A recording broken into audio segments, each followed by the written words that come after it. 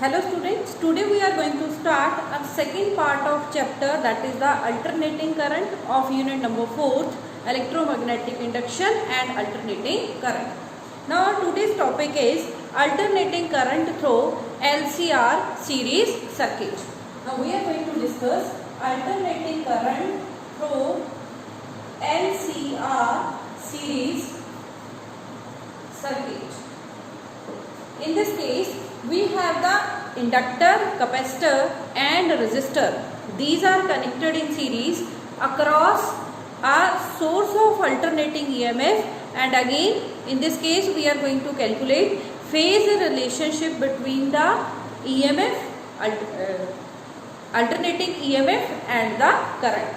Now for that, let us suppose we have a circuit in which we have connected inductor, capacitor, inductor of the inductance L, capacitor of the capacitance C and resistance of the resistance R. That is connected in the circuit across the source of alternating EMF, that is instantaneous value E naught sin omega t. Now in this case, I am going to solve this article by the graphical method. Now the graph we have already done in the previous articles. Now firstly, let us suppose we have only resistor in the circuit. We have only resistor in the circuit. The other two elements are absent. When there is only resistor in the circuit, in that case current and EMF are in phase. That we have already did in our last lecture. Now let us suppose the potential difference across the resistance is the VR, across the capacitor it is the VC and across the inductor it is VL, because all are connected in series, so the potential drop across the each will be different one. Now when we are going to consider only resistor in the circuit. Let us suppose there is only resistor in the circuit, other two elements are not there, then the VR and the current, let us suppose I is the current in the circuit, current and VR will be in phase. Now let us suppose current I and VR both are acting along the x-axis. Clear? Now next let us suppose we have a inductor only. We have only inductor in the circuit. We have inductor in the circuit. In that case, we have calculated the phase relation between the EMF and the current through the resistance. In that case, we have find that the current lags behind the EMF by angle pi by 2. Means in this case, the VL is leading the current by angle pi by 2. So VL will act along the positive y-axis and current is acting along the x-axis. So in this way, the VL is leading the current by angle pi by 2. Now next one is if there is only capacitor in the circuit, in that case current is going to lead the EMF by angle pi by 2. So VC is acting along the negative x-axis. So I have combined the diagrams that we have done in the last 3 articles. One was only with resistor, only with capacitor and only with inductor. Clear? Now in this case, let us suppose this is the, now I am going to put condition here. If VL is greater than VC, if VL is greater than VC, then the net EMF, that is VL minus VC, is acting along the positive x-axis. So we have the net EMF of the inductor and capacitor, that is the VL minus VC and VR. Now we are going to calculate the resultant of these. Let us suppose it is represented by E. E is the resultant EMF or the net EMF in the circuit. Now VL will be equal to IXL, where XL is the inductive reactance.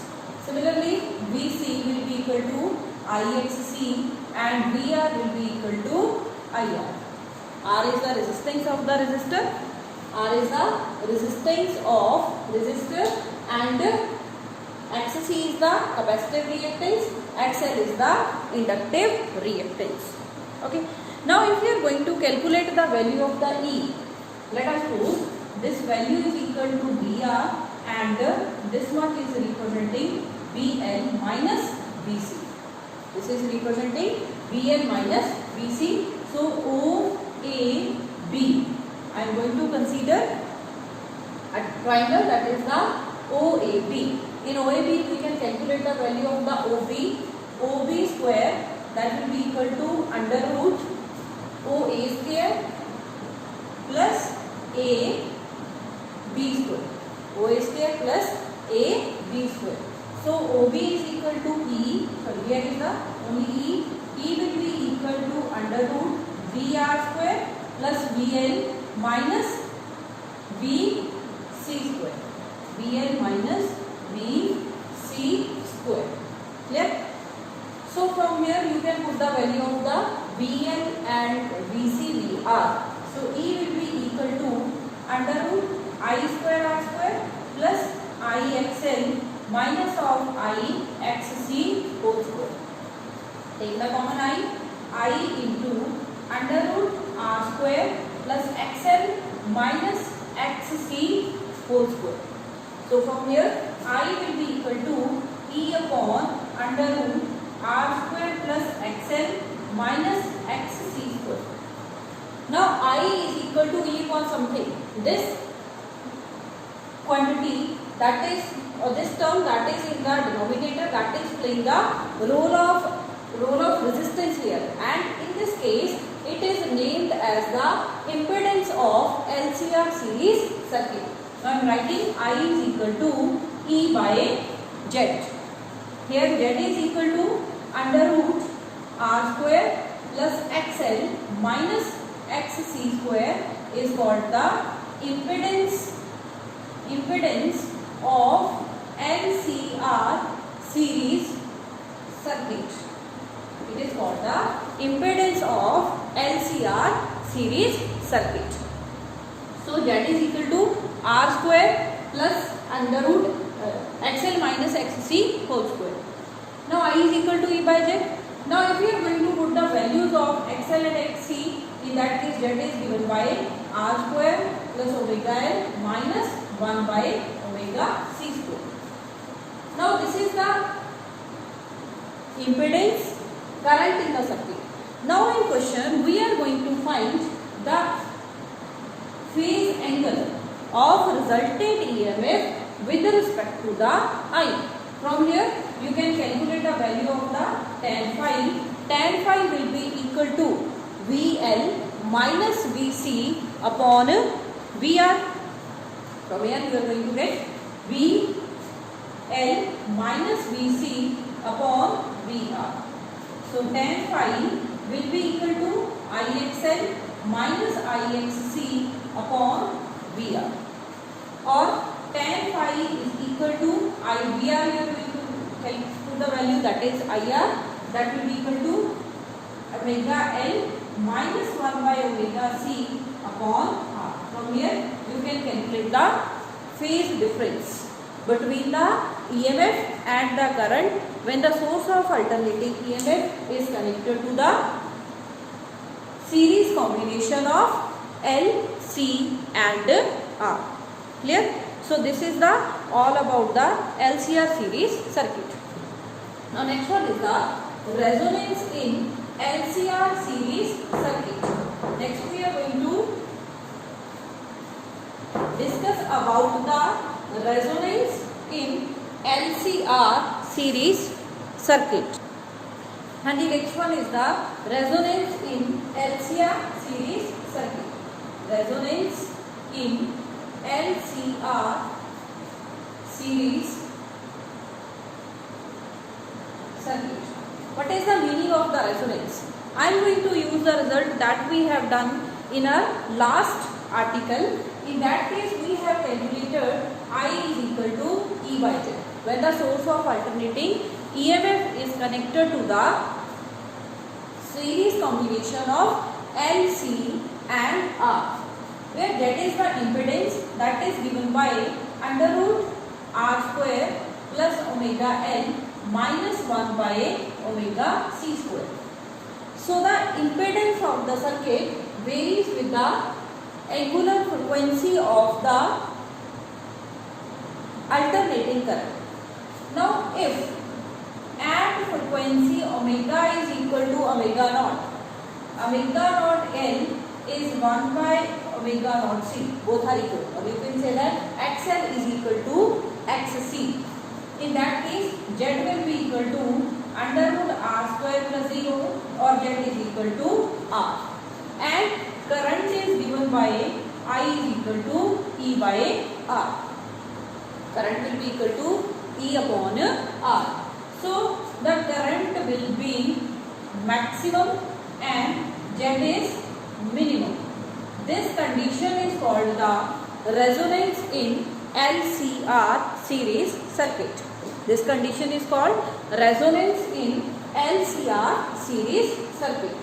Z is minimum, current is maximum in the LCR series circuit when the omega is equal to omega naught, such that at that particular frequency omega naught L that is equal to 1 by omega naught C, and omega naught is called the resonant frequency. Omega naught is called the resonant frequency. Omega naught is called the resonant frequency.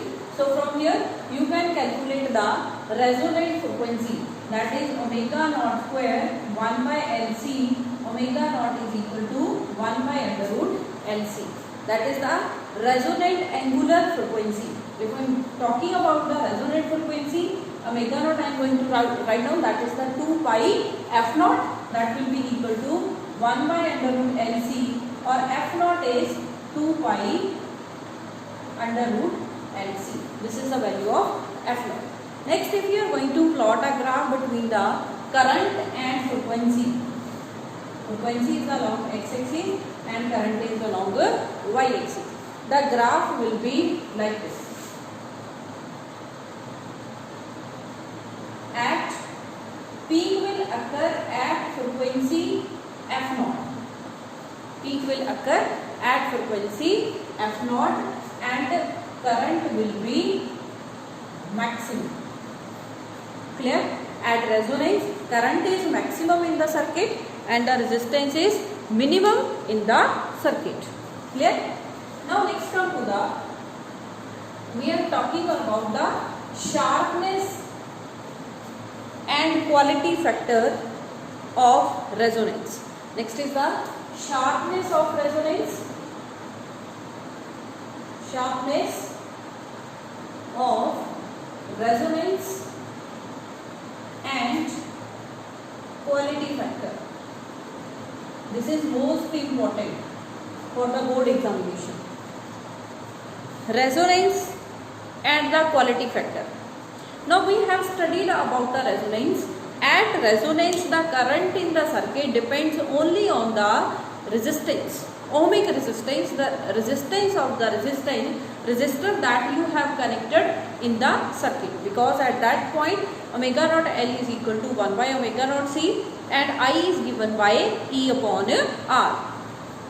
So now if we are going to plot a graph between the current and angular frequency, current and angular frequency for the different resistances in the circuit, means now we are going to vary the ohmic resistor in the circuit.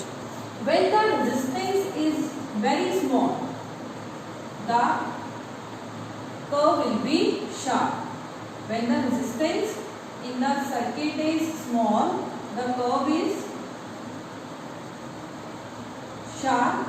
As the resistance is going to increase, the sharpness of the curve is going to be decreased, because at the omega, this curve occurs at omega is equal to omega naught. Now this is for the resistance R1, R2 and R3. I have plotted a 3 curves for the different values of the resistances. Now R1 is less than R2 is less than R3. Means smaller is the value of the ohmic resistance, more will be the current in the circuit, or the current frequency curve will be more sharp when the resistance in the circuit is very small. Or you can see from here, from the three curves, the curve with the R1 resistance has the greater sharpness as compared to with R2, then as compared to with R3. So this is called the sharpness of the resonant circuit, or you can say that this type of the circuit in which the resistance is very small and the current is very high, it is called the more selective circuit. Okay. Now next one is the, if you are talking about the value omega that is different from the omega naught, in that case the current will be less than the maximum current. At omega is equal to omega naught, current is maximum. Current is maximum. And if you are talking about the other frequency, let us suppose here is the omega 1 and omega 2. I have taken the two frequencies. At these frequencies, current will be different from the current at omega naught, and it will be always less than the current at omega is equal to omega naught. Means जो आपकी resonant frequency है उसके ऊपर जो current आएगा वो क्या रहेगा, मैक्सिमम रहेगा. और अगर रेजोनेंट फ्रिक्वेंसी के इंस्टेड आप कोई और फ्रिक्वेंसी कंसीडर कर रहे हो तो वहाँ पे क्या आएगी, आपकी वैल्यू लेस होगी एंड डिफरेंट होगी from the value that occurs at the resonant frequency. Okay, clear? Now I am going to consider the one frequency at which the current is 1 by under root 2 times the current at the resonance. Let us suppose current at the resonance is the I. Current at the resonance is I. Now I am going to consider omega 1. Means let us suppose this value of the current is representing 1 by under root 2 times I. Now for this current there will be the two values of the frequency around the omega naught. I am going to consider these frequencies, and let us suppose these frequencies omega 1 and omega 2 lies very close to the omega naught, such that the difference between the omega naught and omega 2 is delta omega. Similarly, between the delta omega and omega naught, it is again delta omega. Clear?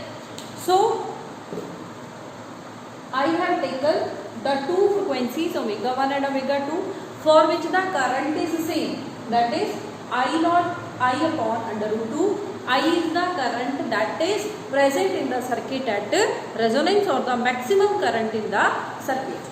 Now we are going to find the mathematical expression for the sharpness of resonance. This is the mathematical expression. Mathematical expression we are going to calculate for the sharpness. Now before calculating, I want to tell one thing here. The delta omega. Now omega 1 will be equal to omega naught plus delta omega. If you are going to write down the omega 1, that will be omega naught plus delta omega, and omega 2 will be omega naught minus delta omega. And if I am writing omega 2 minus omega 1 or omega 1 minus omega 2, then that will be 2 delta omega, and it is called the band width. It is called the band width of the curve. Clear? Now next one is the, we are going to calculate the mathematical expression for the sharpness of resonance. For that I am going to apply this condition. The current at frequency omega 1, you can use omega 1 or you can use omega 2, because at omega 1 and omega 2 current is same. Now the current at omega naught, sorry omega 1, that will be 1 by under root 2 times the current at omega naught. You are writing like this. Now current at omega 1. We are going to write down the value of the current at omega 1. In that case, you are going to write upon E by Z at omega 1. E by Z, that is the impedance. 1 by under root 2 E upon Z at omega naught. E goes with E. Now 1 by Z, that is the R square plus omega 1 L minus 1 by omega C whole square. I have just replaced the omega with the omega 1 in the expression for the impedance of the circuit. That will be equal to 1 by under root 2 times 1 by R. Because at omega naught the impedance is equal to the ohmic resistor that is connected in the circuit. So from here you can take under root 2R, cross multiply under root R square plus omega 1L minus 1 by omega C whole square. Now squaring on both sides, squaring, you will get 2R square is equal to R square plus omega 1L minus 1 by omega C whole square. From here you will get R square that is equal to omega 1L minus 1 by omega C whole square. Now take square root on both sides. Square root, you will get R is equal to omega 1L minus 1 by omega C. Clear? Now put the value of omega 1 here. You can put the value of omega 1 here. What will you get? R is equal to omega 1 is given by omega naught plus delta omega L minus 1 by omega naught plus delta omega into C. Okay.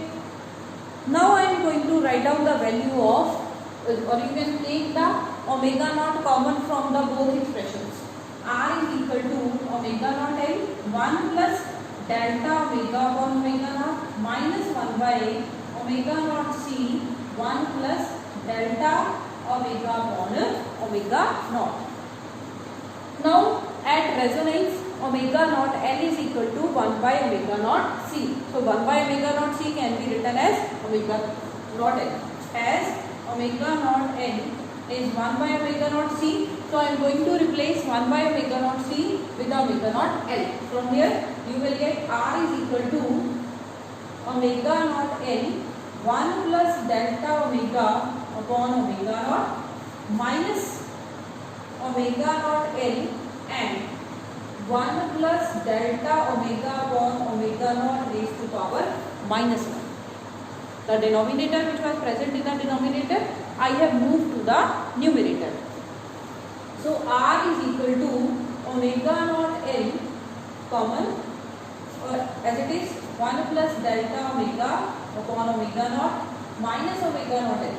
Now in the second term apply the binomial theorem and neglect the higher term. So you are left with 1 minus delta omega upon omega naught. From here R will be equal to omega naught L is common, 1 plus delta omega upon omega naught minus 1 plus delta omega upon omega naught. From here you will get 1 goes with 1, R is equal to omega naught L into 2 delta omega upon omega naught. R is equal to omega naught L into 2 delta omega upon omega naught. So omega naught upon 2 delta omega we are going to calculate from here. Now take the reciprocal or take the inverse. Take inverse on both sides. You will get 1 by R, that is 1 by omega naught L into omega naught upon 2 delta omega. From here omega naught upon 2 delta omega, that is equal to omega naught L upon R. Omega naught L divided by R. And this term omega naught, angular frequency at resonance divided by the angular width, is called the quality factor. This is called the quality factor and it is represented by the Q.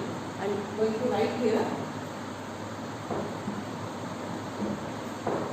Now omega naught upon delta 2 delta omega is equal to q is called the quality factor.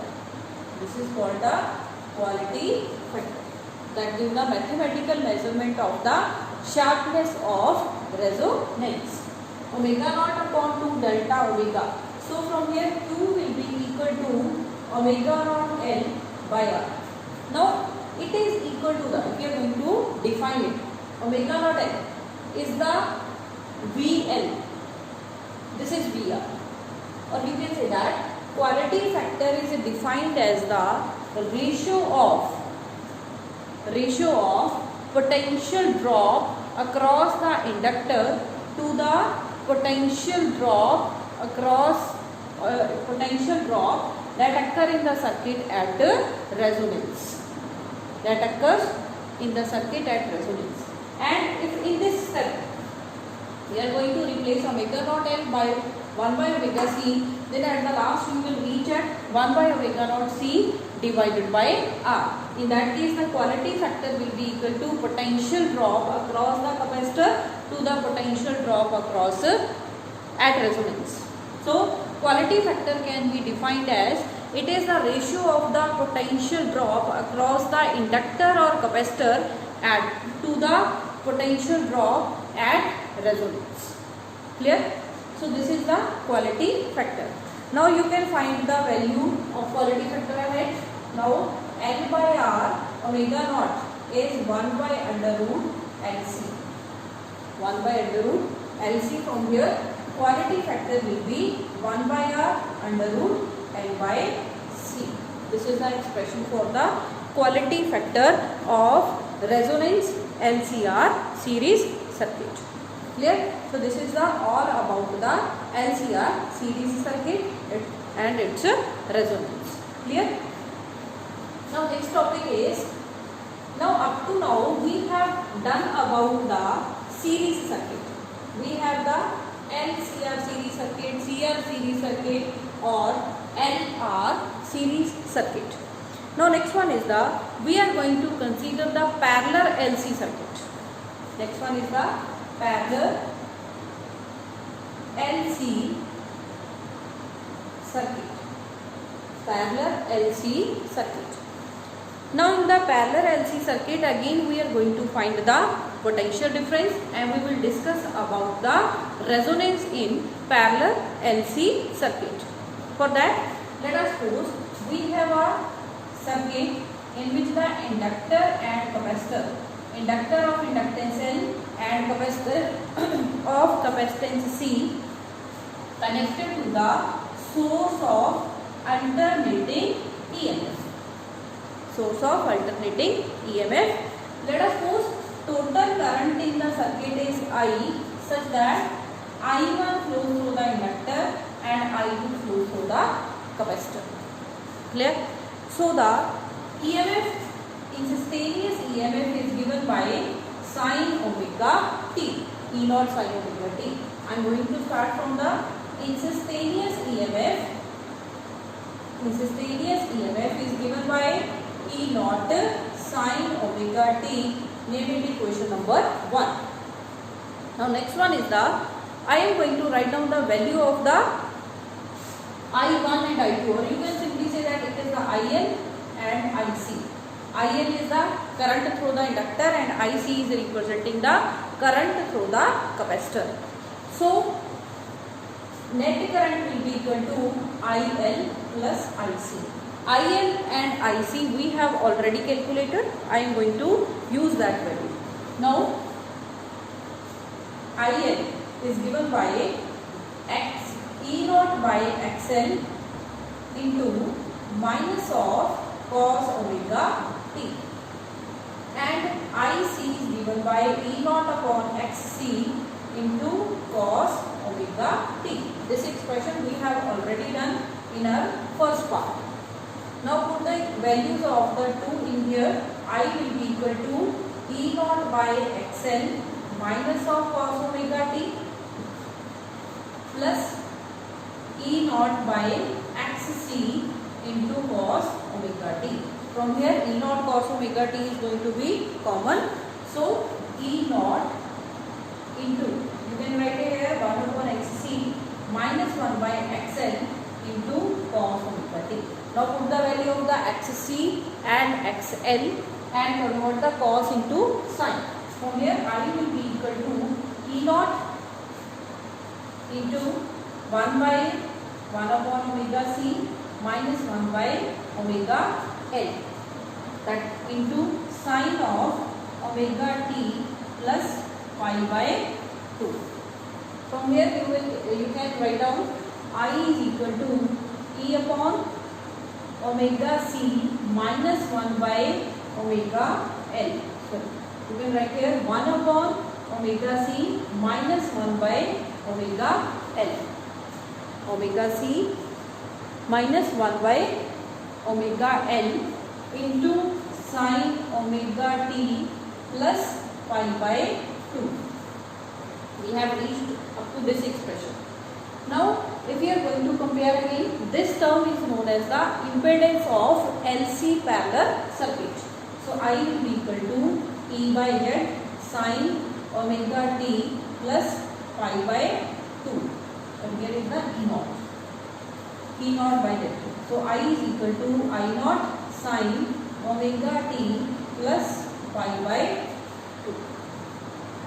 So in this case, current leads the EMF by angle pi by 2 and impedance of the circuit is given by 1 upon omega c minus 1 by omega l.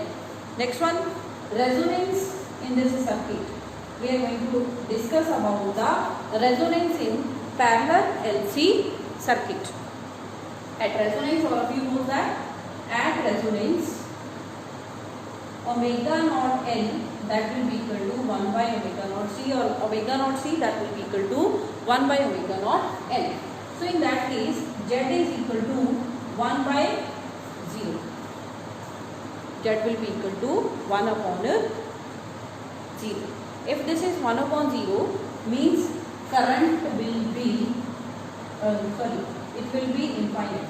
Impedance is infinite, so current will be minimum. Current is minimum and omega naught is given by 1 by under root LC.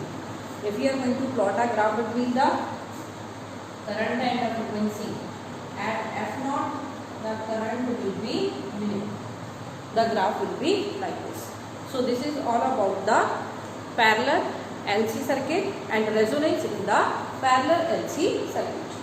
Now next topic is the LC oscillations. Next topic is LC oscillations.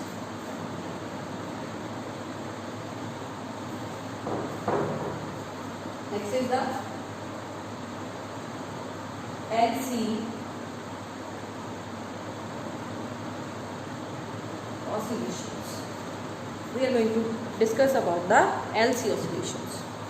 In this case, we have a capacitor that is a fully charged, that is connected across the inductor having the inductance N and the capacitor having the capacitance C.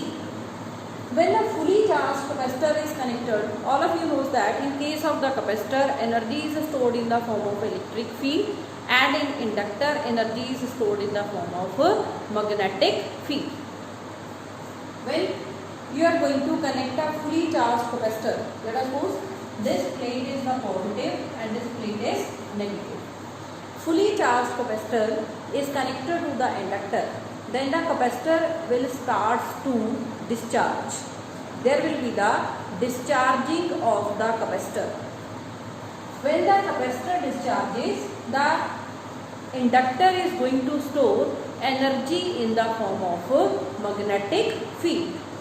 Now at particular time, after particular time, when the capacitor is fully discharged, the energy is stored in the inductor in the form of magnetic field. Here will be the energy stored in this inductor in the form of magnetic field, and the charge on the capacitor will be 0. Clear? Next one is the, when this step reaches, the capacitor is fully discharged and the inductor is completely full of energy. At this step, when the capacitor is fully discharged, there will be no current in the circuit. When there is no current in the circuit, there will be the induced EMF produced in this inductor due to decrease in the current. Because the current is going to be decreased, due to decrease in the current, the induced EMF is produced in the inductor. Due to this induced EMF, the capacitor is again going to be charged. But in the second case, the polarity of the capacitor is going to be changed. Means in the third step, the capacitor is going to charge, but the charge on the plates will be opposite as in the first case. The third diagram will be this.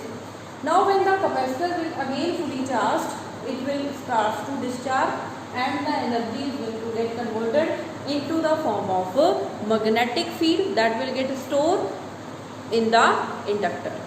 Okay, or you can say that in the whole process the energy is being converted into the electric field and in the magnetic field, or you can say that the energy is going to be oscillate, and these oscillations are called the LC oscillations, and the frequency of LC oscillations is given by 2 pi under root LC.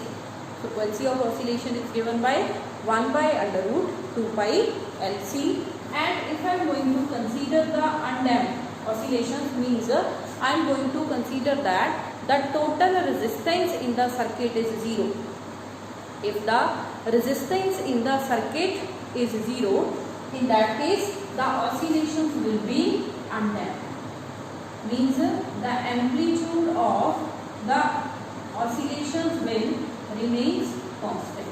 Amplitude as well as the frequency of the oscillations will remain undamped, and these oscillations are called the undamped oscillations. But practically the oscillations are never undamped because we don't have any circuit in which case the total resistance or the net resistance in the circuit is 0. So the actually the oscillations will be damped one. The oscillations will be damped one, like this. The oscillations are damped. So this is the LC oscillations. Now next come to our last article, that is the transformer. Now we are going to discuss about the transformer. So our next topic is the transformer. All of you knows the transformer. जी हाँ, ये वही transformer है जिहड़ा तुहाडी street दे विच लग्या होया तुहानूं दिखाई देगा. Transformer. Transformer is basically it is a device that is used to convert low voltage at high current to high voltage at low current or vice versa. Means a device that is used to convert low voltage at high current to the high voltage at low current, or high voltage at low current to the low voltage at high current is known as the transformer. Principle: it works on the principle of electromagnetic induction. Which one? Mutual induction. It works on the principle of mutual induction. Mutual induction, we already know that. What is the mutual induction? If the current in the primary coil is going to vary, then the induced EMF is going to produced in the secondary coil. So next one is the types of the transformer. Types is the one is the step up transformer, and the second one is the step down transformer. From the name it is clear, step up means we are going to step up the voltage. We are going to increase the voltage. A transformer that converts low voltage at high current, low voltage at high current to high voltage at low current. Voltage at low current. That is called the step up transformer. In case of the step up transformer, number of the turns in the secondary coil will be greater than the number of turns in the primary coil. Next one is the step down transformer. In the step down transformer, it will convert high voltage at low current to low voltage at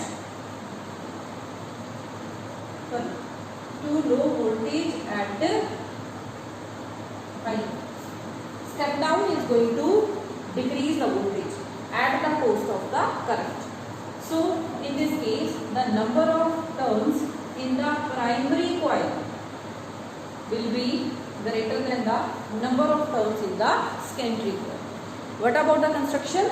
In this case, we have a coil that is made up of the soft iron core, and this is the laminated core. Number of turns will be there. It is the laminated core. Over this core, we have bound the two coils. One is the primary and the second one is the secondary coil. Primary coil, secondary coil. To the primary coil, we will apply the input, and from the secondary coil, we are going to get the output. So this is the construction of the transformer. Why we are going to use the laminated iron core? What is the meaning of the lamination? In this case, the iron core is going to cut into the pieces. Means slices आपने उसकी बना लेनी है. Then these slices are joined together. That core is called the laminated iron core. Why it is the laminated?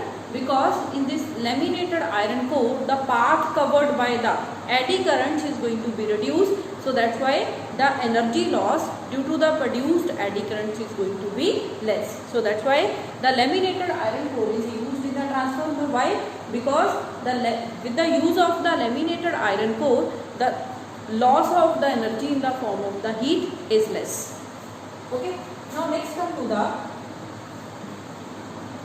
mathematical expression that we are going to deal here, or we are going to calculate the expression for the EMF produced across the secondary coil. Let us suppose Ns is the number of turns in secondary coil. In the secondary coil, Np is the number of turns in the primary coil. And the next one, let us suppose Es is the EMF in the secondary coil, and Ep is the EMF in the primary coil. If now the magnetic flux linked with the secondary coil is directly proportional to the number of turns in the secondary coil, phi p will be directly proportional to Np. From here, phi s upon phi p, that is Ns upon Np. From here, you can calculate the value of the phi s, that is Ns upon Np into phi p. Now differentiate on both sides with respect to time. You will get d phi s by dt, that is Ns upon Np into d phi p by dt. Now all of you knows that the rate of change of magnetic flux is equal to E. Now I am going to write here the minus Es, because E is equal to minus of d phi by dt. Here the negative sign is not there, negative sign I am going to consider here. So that will be Ns upon Np minus of Ep. So Es upon Ep, that is Ns upon Np, or Es will be equal to Ns upon Np into Ep. This is the expression for the induced EMF that is produced across the secondary coil. From here, Ns by Np is called the Ns by Np is equal to K, that is known as transformation ratio. Transformation ratio. This is called the transformation ratio. Now next, if I am going to consider here, there is the no loss in energy. If there is no loss of energy, if there is no loss of energy, in that case output power, that is equal to input power. output power will be equal to input power. So ES IS EP IP or ES upon EP that is equal to IP upon IS, or EMF is inversely proportional to the current from here. Means if the EMF is going to be increased, then the current will decrease. If EMF is going to be decreased, then the current in the coil is going to be increased. So the EMF is going to be changed at the cost of alternating current. So in this way, transformer is going to obey the principle of conservation of energy. Now next one is the energy losses in transformer.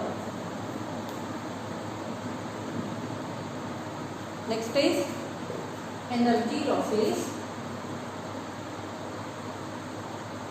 Energy losses in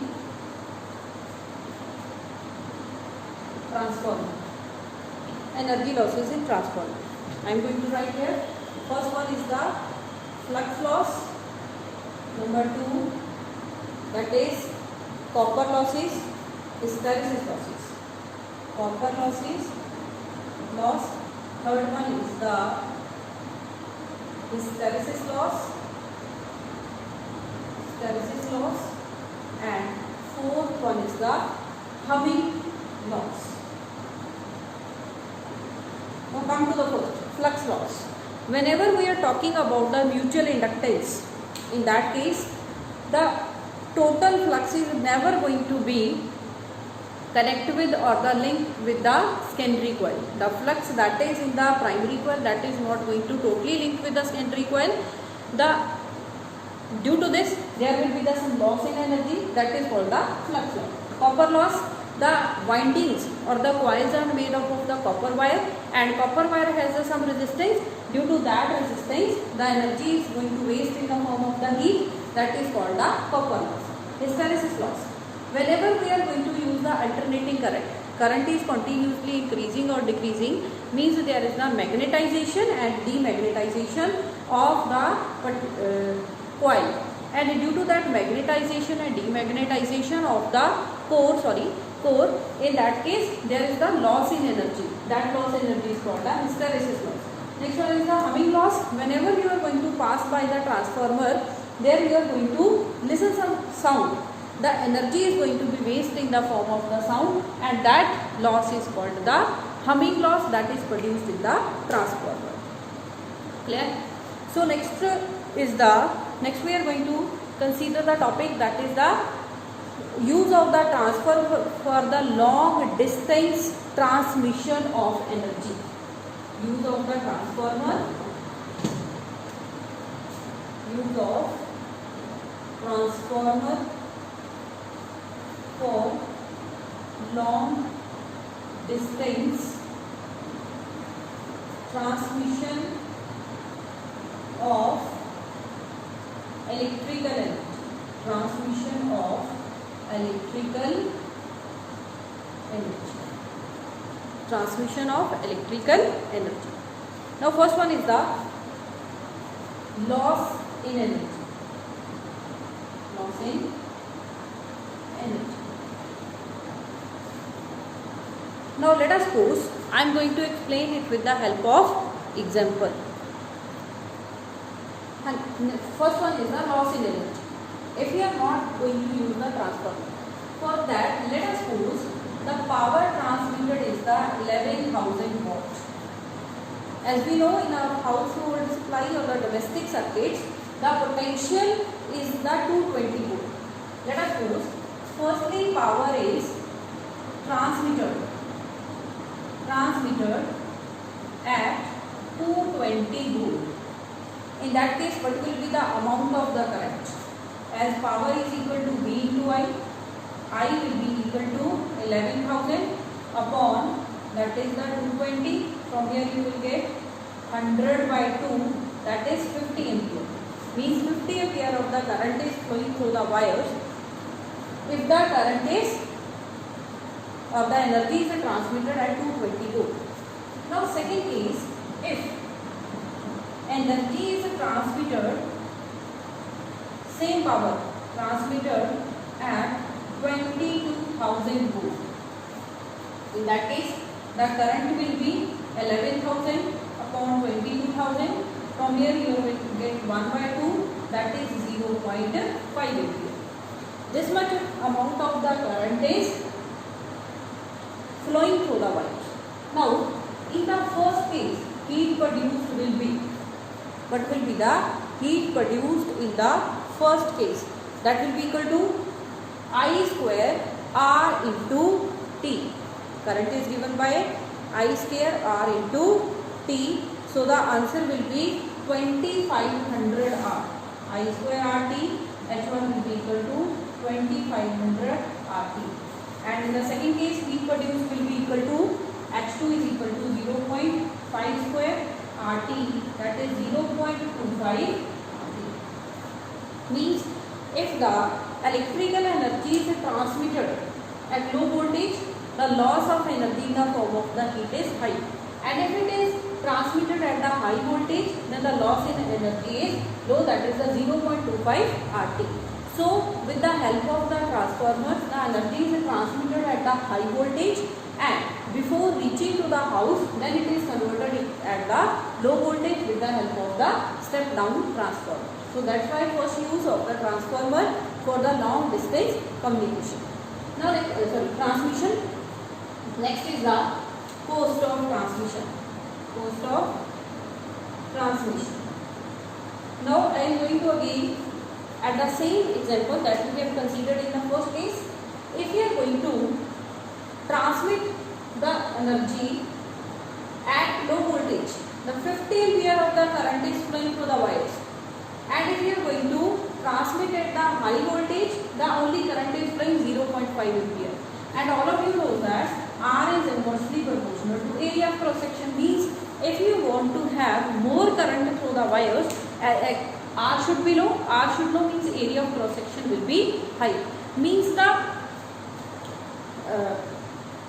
thick wires are required for the transmission of energy at low voltage, and thin wires are required for the transmission of electrical energy at high voltage.